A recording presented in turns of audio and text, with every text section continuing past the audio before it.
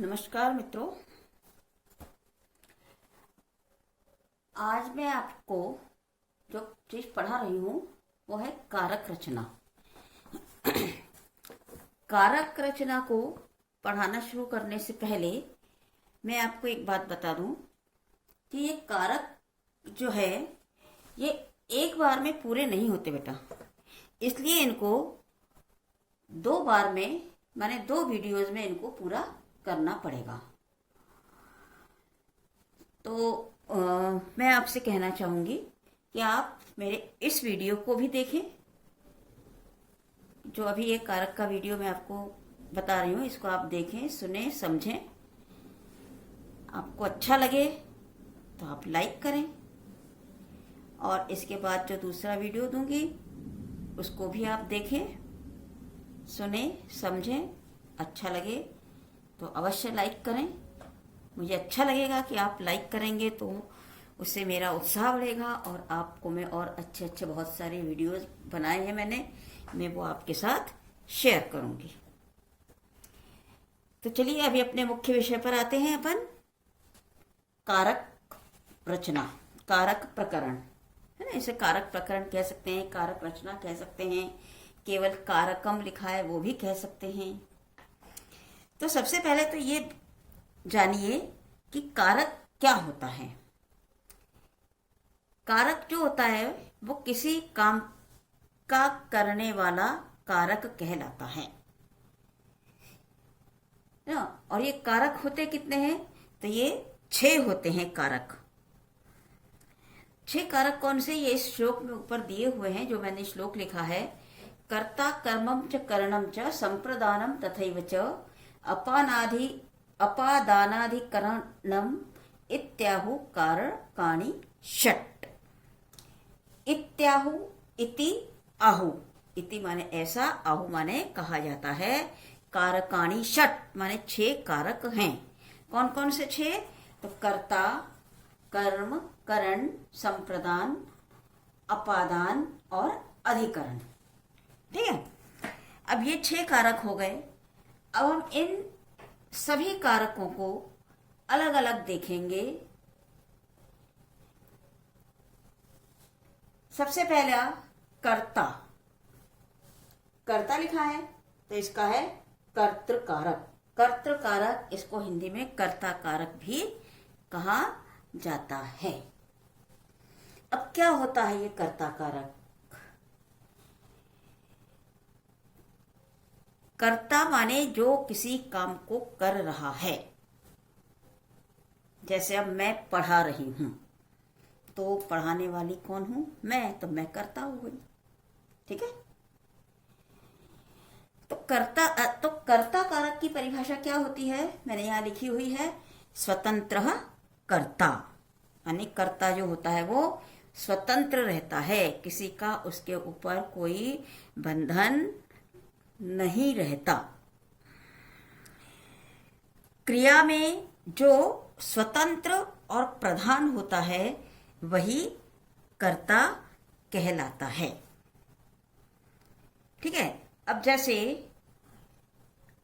उदाहरण आपको दिया लिखा हुआ है, जैसे मैं उदाहरण के द्वारा समझाऊं तो आपको और अच्छी तरह समझ में आ जाएगा।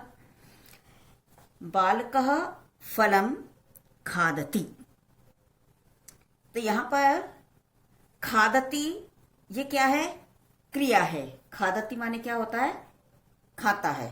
खाद धातु है, खाद माने खाना, और प्रथम पुरुष एक वचन में इसका जब रूप बनाया तो हो गया खादति। अब ये कौन खा रहा है? जब हम क्रिया को कौन करके प्रश्न पूछते हैं तो जो उत्तर मिलता है वो होता है कर्ता, करने वाला। अब हमने पूछा कौन खा रहा है, तो हमें उत्तर क्या मिला? बालक खा रहा है। बालकः फलम खादति, बालक फल खाता है। तो हमने क्रिया को प्रश्न किया कि कौन फल खाता है, तो हमें उत्तर मिल गया बालक। तो यहाँ पर बालक जो है वो स्वतंत्र है फल खाने के लिए, तो बालक ये यहाँ पर करता है। इसी तरह से आप कर सकते हैं, रामः ग्रामम गच्छति, गांव जाने वाला कौन है? राम है। तो रामः ग्रामम गच्छति में रामः ये करता है, तो एक कर्ता कारक हो गया। आया समझ में? दूसरा कारक है कर्म कारक। कर्म कारक क्या होता है? जैसे पहला ही उदाहरण देखते हैं हम, बालक फल खाता है ना। हम अगर कर्ता को प्रश्न पूछते हैं कि बालक क्या खा रहा है, जब हमने कर्ता से प्रश्न पूछा क्या खा रहा है, तो वो क्या का जो उत्तर आया वो हो गया कर्म। तो बालक क्या खा रहा है? फल खा रहा है ना। अब इसकी जो परिभाषा है वो क्या है? कर्तरीप्सितमं कर्म, माने जो कर्ता जो है वो अपनी क्रिया के द्वारा जिस कार्य को बड़े प्रेम से करता है, बड़े मन से करता है, वह होता है कर्म। कर्ता अपने क्रिया के द्वारा जिस कार्य को बड़े प्रेम से करता है, बड़े मन लगाकर करता है, उसे कहा जाता है कर्म कारक। जैसे इसका मैंने एक उदाहरण आपको अभी परिभाषा बताने से पहले बताया। अब दूसरा उदाहरण यह है कि रामः विद्यालयं गच्छति, राम विद्यालय जा रहा है। अब हम पूछेंगे कि राम कहाँ जाता है? रामः कुत्र गच्छति, कहाँ जा रहा है, या राम क्या कर रहा है? तो आएगा विद्यालयम गच्छति, विद्यालय जा रहा है। तो ये विद्यालयम, ये जो हो गया इसमें, ये क्या हो गया? कर्म कारक।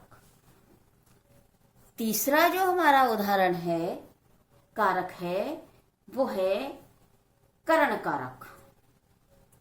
बहुत आसान है बच्चों, आप बड़ी आसानी से समझ रहे होंगे, है ना।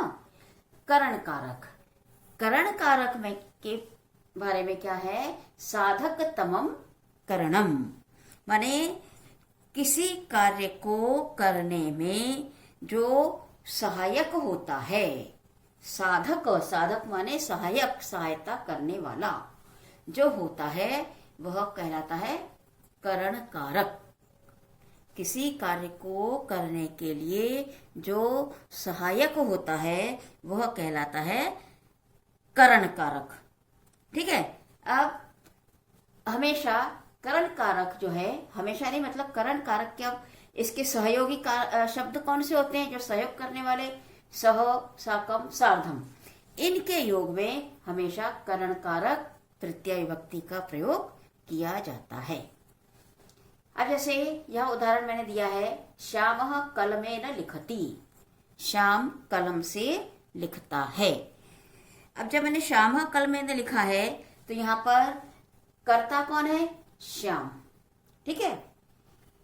लिखति क्रिया है, तो कर्ता से हमने प्रश्न पूछा कि श्याम किसके द्वारा लिख रहा है, कैसे लिख रहा है, तो यहाँ आया कलम से। श्याम कलम से लिखता है। अब हमने लिखने के लिए सहायता क्या मिल गई है हमको? कलम। तो जो कर्ता का सहायक बन जाता है, यानी कर्ता के कार्य में जो सहायता करता है वह होता है करण कारक। अब यहाँ पर क्या हुआ? श्याम क्या कर रहा है? लिख रहा है। तो श्याम के लिखने में सहायक कौन है? कलम, पेन। तो इसलिए कह दिया कि श्याम कलम से लिख रहा है। दूसरा मैंने आपको उदाहरण बताया हुआ है, सह मित्रेण सह खेलति। अब सह माने वह मित्र के साथ खेल रहा है या खेलता है। अब वो खेलता है, अकेला कोई नहीं खेलेगा ना कोई दोस्त साथ में लगते हैं। तो जहां मित्र के साथ, तो ये साथ के लिए हमने यहाँ सह का प्रयोग किया है। तो सह मित्रेण सह खेलति, दोनों सह में बेटा अंतर है। ये सह माने वह, और ये सह माने साथ, मित्र के साथ। तृतीया के लिए हमने करण कारक में लिखा है सह साकम सार्धम योगे। सह साकम सार्धम के योग में हमेशा तृतीया विभक्ति आती है, जिसको करण कारक कहा जाता है। जब आपको कारक विभक्ति के बारे में बताया जाएगा तो आपको ये बात बिल्कुल क्लियर बताई जाएगी, है ना। तो ये 3 कारक मैंने अभी आपको बताए हैं। अब आप देखिए, कर्ता कारक, कर्म कारक, करण कारक। कर्ता ये स्वतंत्र होता है, जो स्वतंत्र रूप से कार्य करता है वह कर्ता। जो कार्य करने में, किसी कार्य को करना चाहता है मन से, वह कर्म, और जिसकी सहायता से कार्य किया जाता है वह करण कारक।